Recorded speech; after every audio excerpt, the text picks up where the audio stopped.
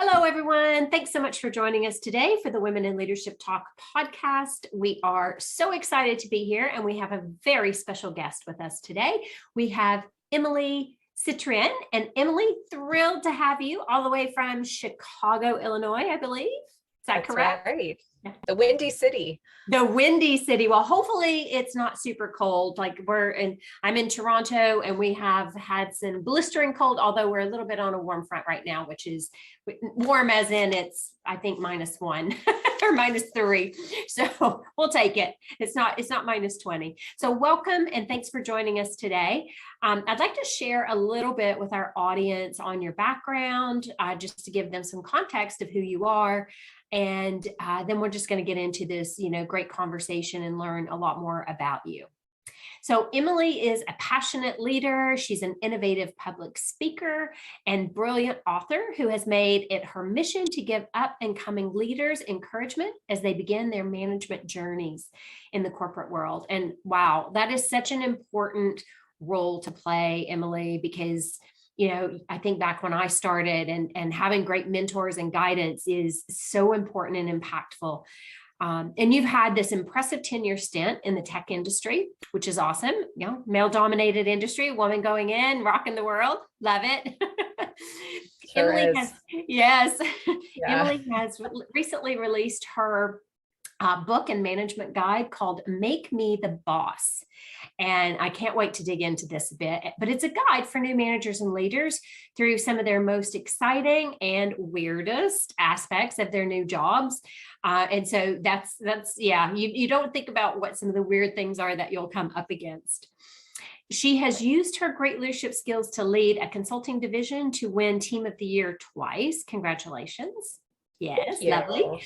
And she's also been featured as a speaker at Lesbians Who Tech, the Pride Summit. And in 2017, her leadership efforts were highlighted in the New York Times for her work bringing tech into the construction industry. So you've covered lots of territory, Emily, in a very short period of time. So thanks again for being here. I'm really excited to have this conversation and learn lots more about you. Thank you so much. What a lovely intro. It's, I'm in the day-to-day grind of my work so much now at Stripe. I actually work in fintech, financial tech, for those that haven't heard that before. And it's really nice to take that opportunity to step back and think, wow, I've been doing this a while. What are all the peaks and valleys of my career over time? So I appreciate the opportunity. Oh, well, we're thrilled to have you. So let's jump in. Let's talk about, how did you become a woman in tech? And you're in hot demand, I will tell you, lots of companies are really looking for great women in the technology industry. And to your point, that comes in lots of different packages. But, how have you created your path in the tech world? Oh boy, how much time do you have? All the time you want. So, it's interesting. I think my answer to that is different now than it would have been even 5 years ago. And a lot of that is because I think the tech industry on its own is not all that different than other businesses.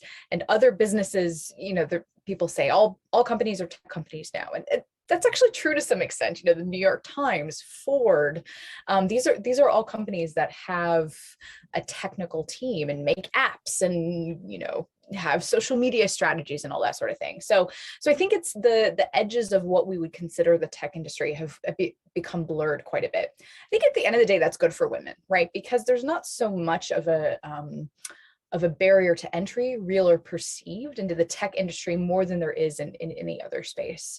That said, there are massive problems in companies that we would consider to be true to Silicon Valley companies. And the gender gap, both in achievement, pay, and existence in technical roles is pretty significant, both with women and other underrepresented minorities.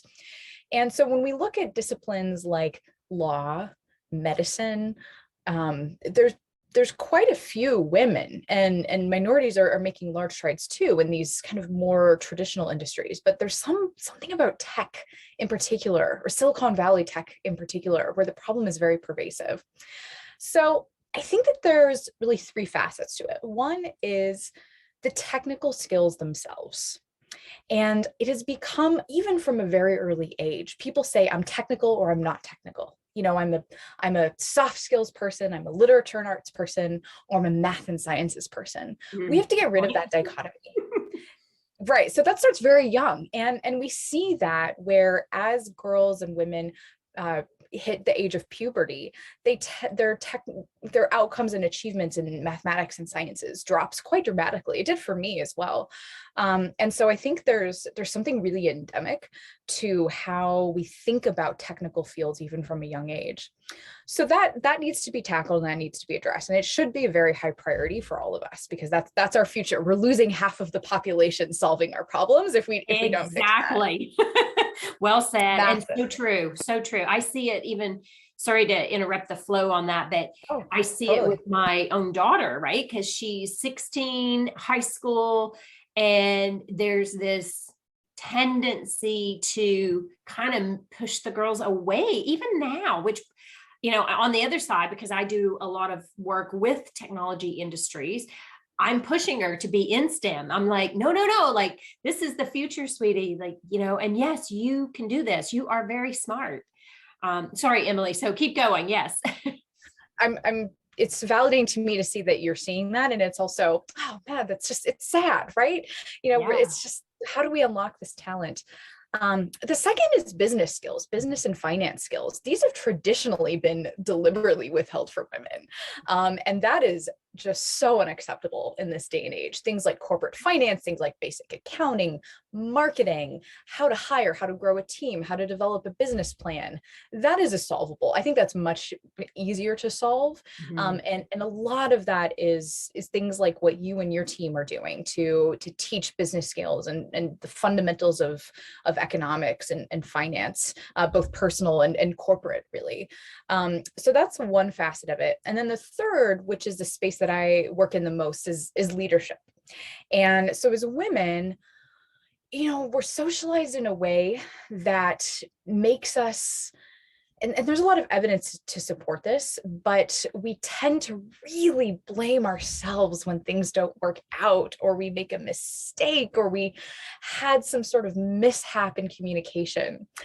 And the data shows that men don't tend to do that. They tend to be more external. Well, there's something was wrong with the system, or it wasn't really set up for success.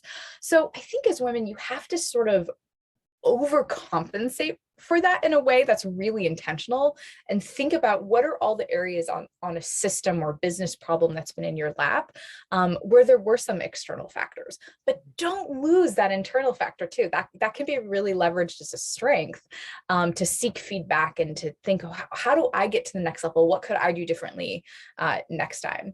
And so some very tactical advice that I will give women who are pursuing leadership or people management in particular is one, coalition building. It is so important to have a team of people and to campaign for your ideas and your thoughts that are not just you, but it's people around the boardroom and the board table. So coalition building is really important. The second is public speaking. You have to be a good public speaker, no matter where you want to go professionally, but particularly in leadership. And so the good news is you can get better. It's an art and a science. Practice makes perfect. Put yourself out there. Ask questions in your next company all hands meeting. Give a toast at a wedding. There's little micro opportunities to go out and share a message and to amplify something are there, and that is one of the best hacks, I think, into leadership for women.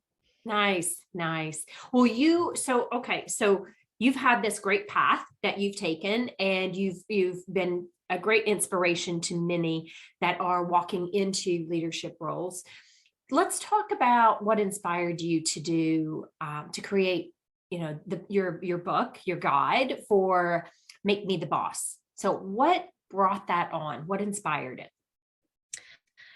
It sounds trite to say this, but it's actually true. I wrote the book that I felt needed to exist and didn't exist. And I wrote the book that I wish I had 7 years ago when I first became a people manager and had to learn everything the hard way. And so the real impetus was a few years ago, and I actually talk about this in the book. A friend called me, said, "Oh my God, I got promoted. What do I do?" And I couldn't think of a book to recommend. And so I just decided, you know what, I'm going to write it. And then in the process of writing it, there was a lot of things that I thought about, a lot of people I talked to, a lot of ideas that I had to flesh out. But the reality, Vicky, is that the working world has changed so much. It's noticeably less male, which is a good thing, more diverse, more connected to our computer and our phones all the time, more remote and hybrid. And social justice movements have entered the workplace in a way where we cannot ignore them. Yeah. Most adults, for better or for worse, their social lives revolves around their workplace. Yes. And so as managers, we're stepping into these roles where we are some people's entire world. It's a lot of pressure. It's a lot of weight on your shoulders, more than it ever has been. So I wrote the book to exist with all the nuances of the modern world and talking to people where they're at in their first management job, which is generally late 20s, early 30s. Yeah. And that's, so, I mean, and I'll be transparent. Part of the reason that my company came together was how to support women, right? So Women in Leadership Empowered is all about, bringing together those 4 fundamentals of networking, mentoring, your peer-to-peer mentoring, the coaching, the soft skills development, because when you're in university, you're not taught those things. And so what you've done, it has expanded on that as well, in making sure that you're giving people the skills, because we promote somebody because they were good at doing tasks, right? And then all of a sudden we put them into a manager role and it's like, oh my gosh, how do I do this? I don't know how to lead people. You do. Somebody sees these qualities in you, but it's learning how to treat people the way you want to be treated. And you talk about that a bit, right? So how do you become the boss you want to work for? And so maybe we'll just jump into that, because I think that's part of your messaging, right? Of how to be that person. It is. And it's connecting it to a bigger worldview. Yeah. I did this thought experiment recently where I talked to somebody and I said, well, what would the world be different in any way if most people had a good boss? What would be different? I can think of a few things. So I read a study recently, and this, these things come out kind of like every year, but 50% of working people are actively considering leaving their job because of their boss. Yep. Yes. People work for people. That's a lot of pressure. So I think managers are a really special group of people. We are, we are the employers to our direct reports. And in many ways, we will be the only point of contact that person will have for days, weeks, or months. And it occurs in half-hour bursts during your one-on-one every week. It's really hard to do that, and it's hard to do that well. And so I wanted to kind of give people that were in this position for the first time a life raft to hold on to as they go through this transformation from individual contributor to boss, because to your point, it is not just doing tasks well and you're going to be a great manager. It's a fundamentally different task. And it's also very lonely. And so I feel like I'm probably making it seem like, why would anyone want to do this? Oh, no. There's so much reward to it. That's right. So the flip side is, it's a great honor. It's a great opportunity. Generally, you make more money, which is important, right? We like to make money. I love to make money. And so becoming a manager is one way to do that, to, kind of progress up the corporate ladder. And so I wanted to really create that survival guide, especially for that first 6 months where things are just so weird and bizarre and everything in your life is suddenly unrecognizable. Yeah, I love that. I love the analogy you used about the life raft, because I think that really gives you imagery of what happens, because so often people aren't given those skills, right? They don't have those skills innately. And so it's a muscle building, right? And you said this earlier about, you wish you had this handbook when you started. And because you learn things, right? You go through, you have ups and downs. You have many different personalities that you're dealing with when you become a manager. And one of the things that we have to learn very quickly is that it's not about us anymore. It's about all the people you serve. And so I love that you've done this. So maybe give us an example, like when you did your research on this, what was an example of some of the things people might say that they would want in a boss? Right. So I think most people that I've talked to consistently say micromanagement. It is horrible. And it makes people just not enjoy working. Yeah. And work is work, but more and more we are spending hours and hours and hours in our workplace. We see our work family more than we see our personal family. So true. So if you're miserable at work, your life is not going to be particularly enjoyable at that time. So micromanagement is really common, unfortunately, and I think that a lot of it stems from some of the classic mistakes that first-time managers make, which is deprioritizing the influence and the I don't want to say control. Control is maybe not the right word, but the influence with their peers and with the broader company. You are on a team, and then when you become the leader of that team, yes, you're on that team, but you're also on a new team. So look at the org chart, look at the team that you're on, that layer of first line managers that are to like your left and to your right. And you're also now on your manager's team. So you and your manager have to work together to find, a sense of harmony and how you're going to balance all of this. And so when first-time managers struggle to create that influence and that coalition about them and their team, they will often overcompensate for that by becoming hyper focused on the day-to-day operations on their team, rather than setting priorities, creating psychological safety so that people feel empowered to make decisions, and are sometimes the wrong decisions, and you learn from it and you move on. And so that becomes a vicious cycle, because as I've mentioned, 50% of the population is considering leaving their jobs because of their boss. And the first people that will leave you are your top performers. Oh, yeah. Yeah. Especially in today's market. So now, not only are you in a place where you haven't created the influence in your new team to be effective, now you're in a situation where you've lost people and you're having to now do that job to plug the holes. You have to go into hiring mode right away. And so you're creating this downward spiral of just completely burning yourself out and continuing to make it harder and harder for yourself to get to that sort of magic spot. And so I set up a plan of like, what should you do on day one, week one, month one, quarter one, to avoid falling into this trap that a lot of new managers experience. Nice. And they can find your book on Amazon. Where else would they find it? Yes. So Amazon's probably the easiest, but I also want to give a shout out to local indie bookstores. So wherever you live, take a look at the online catalog of your local bookstore and type in "Make Me the Boss," and feel free to purchase it there as well.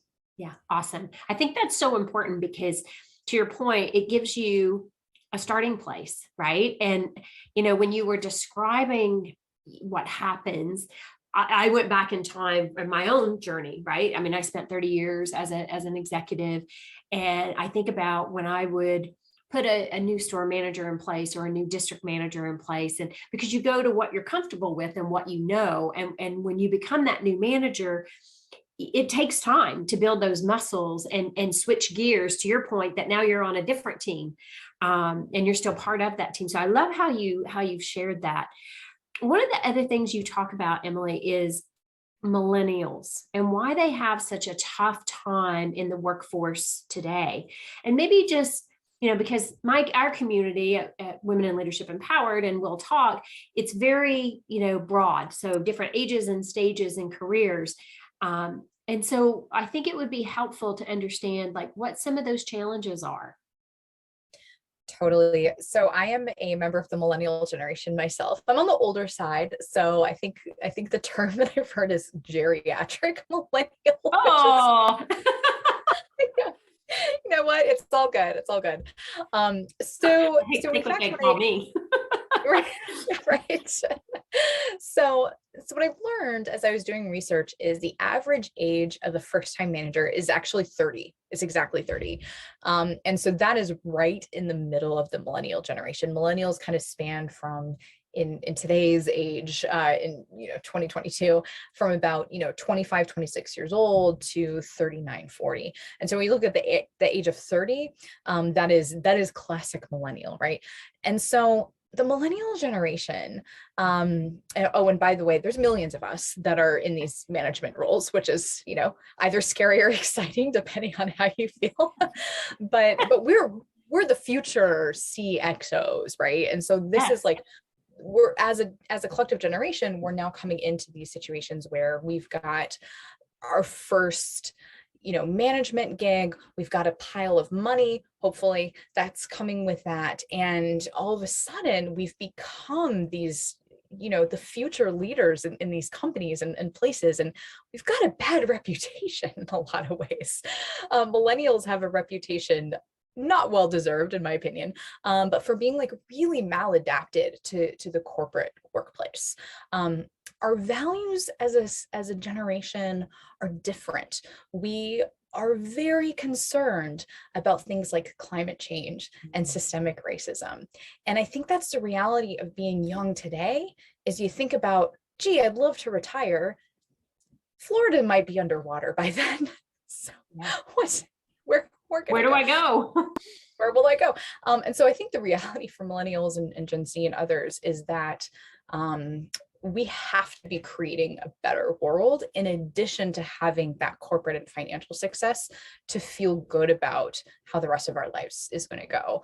There's also some demographic characteristics of millennials and Gen Z that I think are worth mentioning. One is that we are really delaying getting married, having children, buying a house in the suburbs. That is happening later and later and later as generations are coming up. And so increasingly, millennials are still creating their social network within the workplace. And so the workplace needs to adjust to that millennials and Gen Z are having a lot of their social needs met by their corporate employer. So that's just a reality. Could be good, could be bad, but it is what it is. And so we need to adjust accordingly, given that this is the generation of leaders that are coming up. I love what you said there. And so some ways I was before my time, some ways not, because like I was later having kids. I was 40 when I had my children.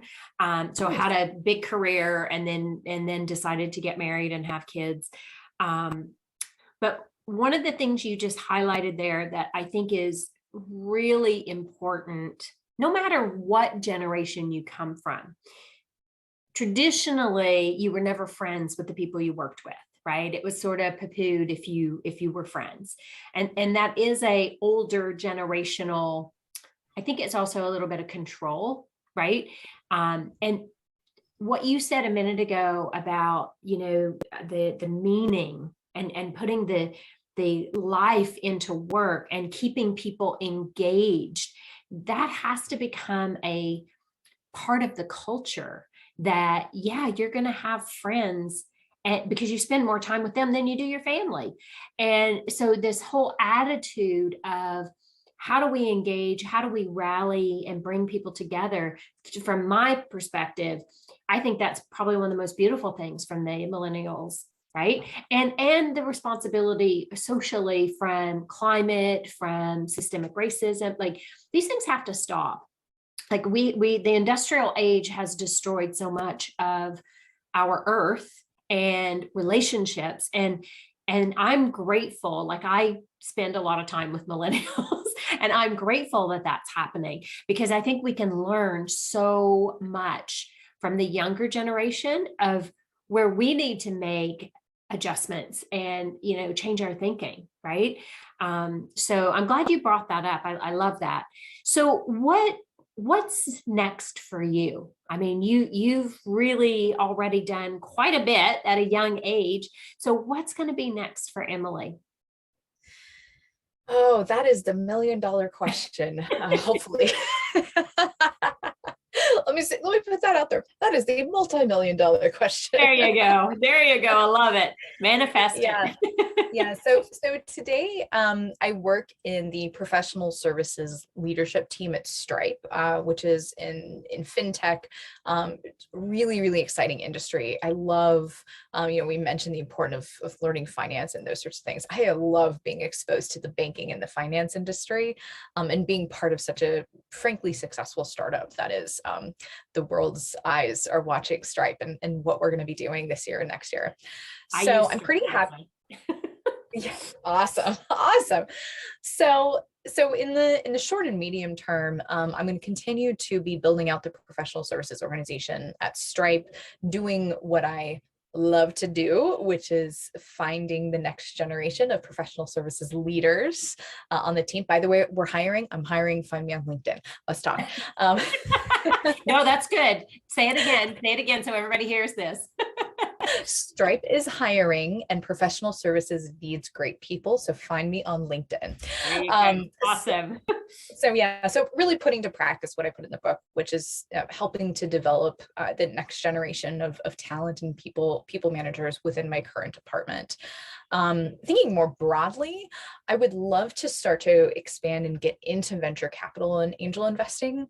I have been really lucky to be a part of Stripe, which has been a really successful startup, has been life-changing for so many people, not to mention our customers and users, as well as PlanGrid, the construction technology company where I was for 4.5 years, where I first became a manager.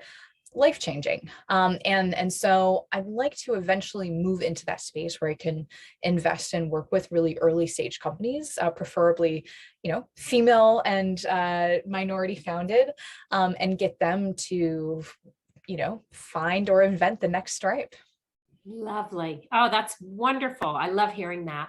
And so just to expand on, looking for those individuals that you're looking for, how do you continue to cultivate those relationships and the support?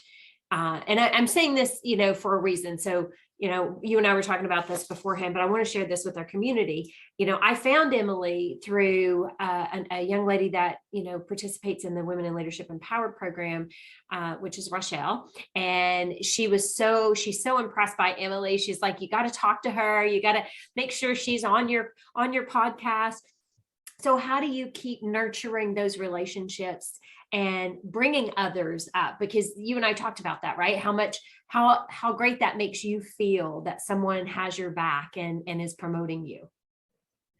It's so important. And how I got to know Rochelle is through active networking outside of a really clear hiring cycle. And so hiring managers can't just start networking once they start hiring. You have to be treating it like an active priority all the time. So I met Rochelle through her wife, actually. I worked with Nicole at a previous company. She ran the support organization. I ran the implementation organization.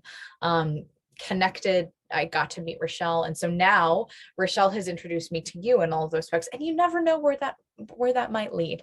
Maybe the next great Stripe leader is somebody that's in your group that you can make an intro to me. And so you can't wait until you're desperate for people. You need to be actively building your network at all times, and specifically building your network of people that don't look and think like you. Yes. Yes. It's very so easy to fall.